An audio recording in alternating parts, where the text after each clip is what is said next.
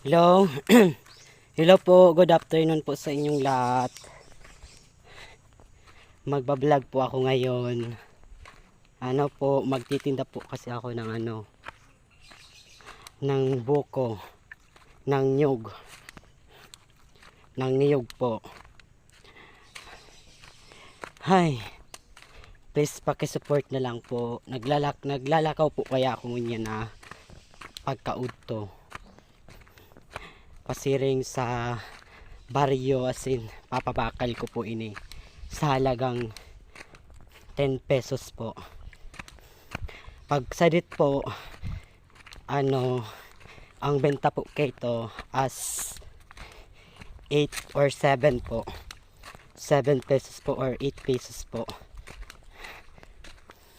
Pasensya na po kamo, ako lang po kayang nagkaputkang